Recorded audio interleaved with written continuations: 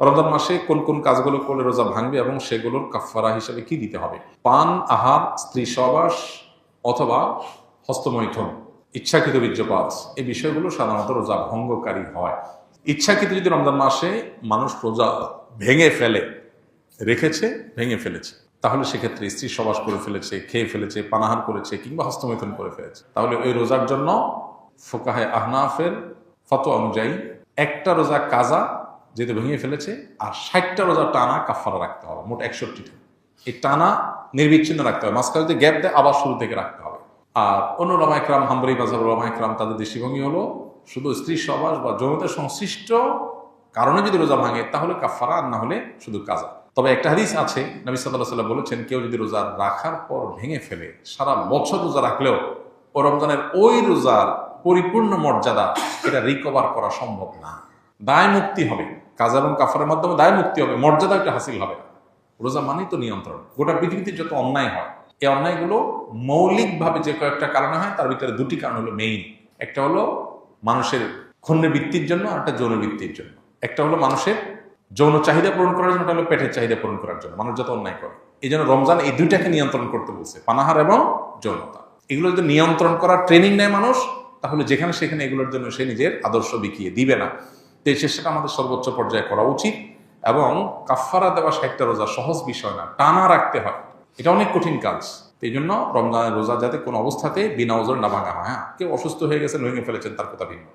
আমার একটি নবজাতক শিশু রয়েছে, আমি কি রোজা রেখে তাকে খাওয়াতে পারবো, বা রোজা না রাখলে কি সমস্যা হবে?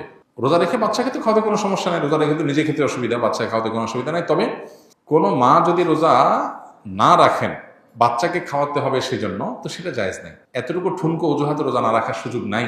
বাচ্চাকে আপনি খাওয়াবেন, দুধের বাচ্চা যদি হয়, দুধের বাচ্চা দুধ একটু কম পাবে, তাতে বাচ্চা মারা যাবে না। প্রয়োজনে আপনি দিনের বেলা একটু বেশি ঘুমিয়ে থাকেন বাচ্চা সহ, লাইফস্টাইলটা চেঞ্জ করেন, রাতের বেলা একটু বেশি সময় জেগে থেকে কাজ করেন, যাদের দিনের বেলাতে রোজা রাখার কারণে দুধ কম আসে।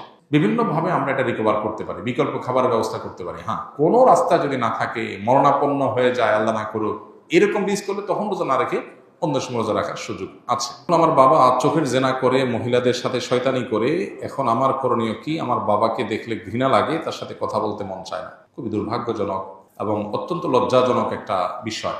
কত বিচিত্র এই পৃথিবী দেখেন, কত বাবা মা সন্তানকে বিপদগামিতা থেকে বাঁচাবার জন্য লড়াই করেন। আছে না অনেক বাপ মা, ছেলেটা নষ্ট হয়ে গেছে, পাগলের মতো অস্থির। বেশিরভাগ ফ্যামিলিতে তো এইটাই হয়। কিন্তু এই প্রশ্নে আমরা দেখলাম উল্টাটা, যে বাবা বেলাইনে যাচ্ছে, বা ছেলের মধ্যে আল্লাহর ভয় আছে, বা ছেলের মধ্যে সততা তাকওয়া আছে, তে সে এই গুনাহের প্রতি ঘৃণাবোধ তার তৈরি হয়েছে, বাবার কর্মে সে বরং বিব্রত এবং অস্বস্তিতে আছে। আমরা দোয়া করি আল্লাহ তাআলা তার বাবাকে পরিপূর্ণভাবে ইসলাহ এবং সংশোধন করে দেন। যে ভাই প্রশ্ন করেছেন তাকে বলবো, বাবা মা এরকম আমাদের সিনিয়র কেউ যদি কোনো গুনাহে, কোনো অন্যায় লিপ্ত থাকে, খুব স্বাভাবিক আমাদের কষ্ট লাগবে। এই কষ্টের কোনো সীমা নাই, কিন্তু মনে রাখতে হবে দিন শেষে আমরা আল্লাহর গোলাম, আল্লাহর দেওয়ার সীমানা আমরা ক্রস করবো না। বাবা যদি অন্যায় করে, বাবাকে আমি বোঝাবার মতো হলে আমি বোঝাবো, আর যদি এই অন্যায় নিয়ে আমি বোঝাবার মতো না হয়, তাহলে অন্য কাউকে দিয়ে বোঝাবো। মাকে বললাম, অন্য কাউকে বললাম।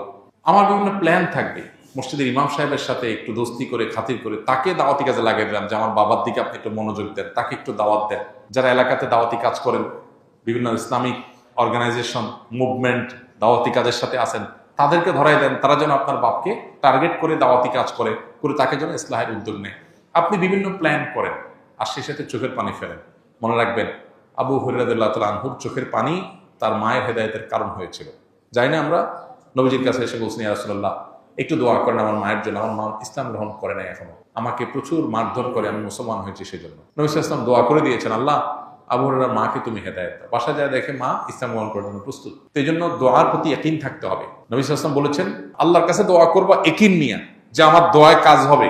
দোদুল্যমনা, সংশয় নিয়ে হবে কি হবে না সে ধরনের মানসিকতা নিয়ে দোয়া করলে দোয়া কবুল হবে না। এই জন্য আপনার বাবার জন্য আপনি দোয়া করেন, অন্যদেরকে দিয়ে বোঝান, খবরদার আপনি নিজে তার সাথে ব্যবহার খারাপ করতে যাবেন না। এটা খুব অ্যাসিড টেস্ট, অগ্নি পরীক্ষা, যে বাপ উল্টাপাল্টা করবে, আবার কিছু বলাও যাবে না বাপ সেদিন শেষে। তো এই পরীক্ষা আপনাকে জিততে হবে। আমরা দোয়া করি আল্লাহ তাআলা আপনার বাবা হেদায়েত নসিব করুন।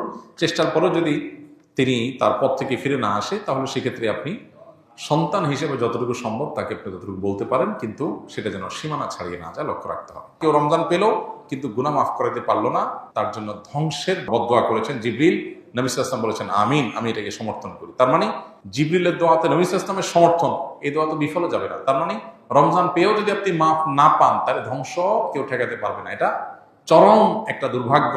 এই জন্য রমজান মাসে যে কোনো মূল্যে আল্লাহর কাছ থেকে মাগফিরাত পাওয়ার চেষ্টাটা সেরকম আল্লাহর কাছে প্রত্যাশা রাখার মতো করে ইবাদতবন্দি করা দরকার এবং মাগফিরাত কামনা করা দরকার।